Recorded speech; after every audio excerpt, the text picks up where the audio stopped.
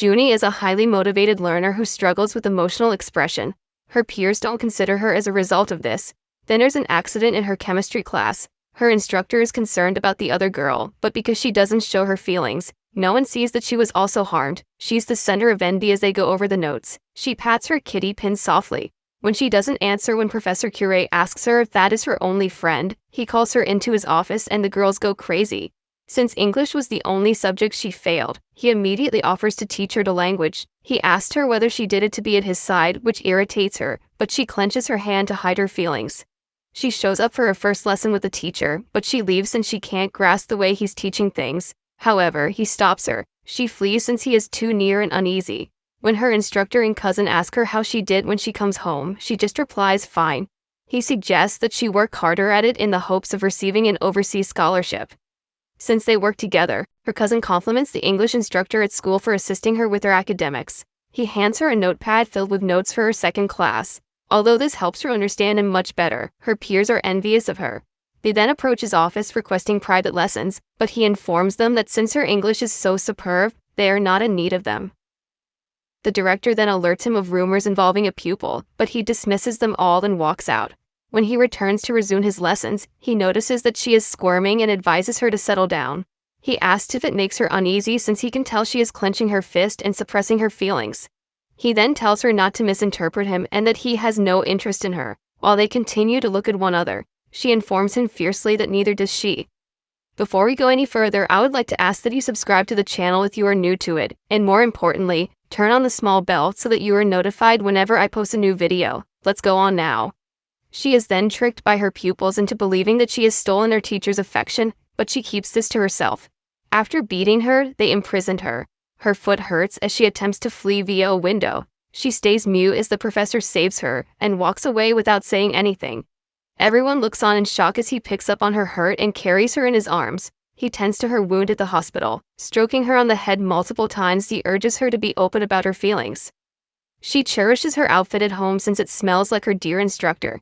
She then shops for a present to offer him as a token of appreciation for his assistance. She emphasizes that it was only a gift and sobbing, chooses to leave when he tells her that he can't take it and begs her not to misunderstand. The principal calls her back the next day. The principal gives her an order to complete the additional class when her students inform her that the rumors are spreading. The classes are now ended, he informed her. She looks at him as he instructs her. She then returns to the location where she had previously instructed him and begins to listen to the teaching she had recorded. He cuts her off and tells her to go home.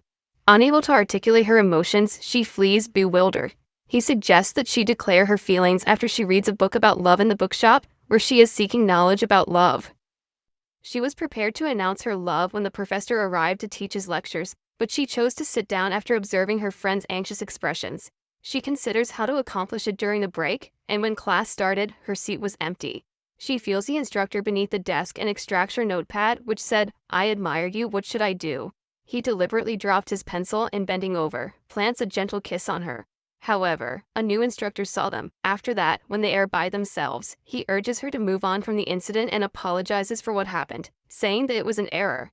The new instructor is then presented to him. She turns out to be a childhood friend of his. Remarkably, after exchanging stories about their life, she gives him a kiss. Here we find out that she used to play the role of his girlfriend when she was younger. Then, she tells him that she witnessed the kissing encounter. She encourages him to exercise caution since he can lose his job when he admits that it was an error. When the instructor discovers the following day that she is observing them, she deliberately approaches her. The kids remark that they form a nice couple, and she flees out of jealousy. She approaches him and informs him that he requested her to be honest with him about her emotions. He advises her to move on from the incident because her emotions are fleeting. She tells him she doesn't understand in an irate manner and leaves. He thinks about it and goes to find her, but she's already gone, leaving him heartbroken. When her students try to open a newspaper the following day, she grabs it away from them. The owner of the journal, Matoba, shows up and expresses gratitude for her finding it. She faints unexpectedly, and the professor swiftly catches her in his arms. Later in the hospital, he requests the kid to keep her identity a secret from her as a token of gratitude for finding her journal. When Matoba asks her out on a date and he extends an invitation to lunch, she is unsure of how to say no. The professor notices her uncomfortable standing next to Matoba when she goes for a walk with her companion the following day.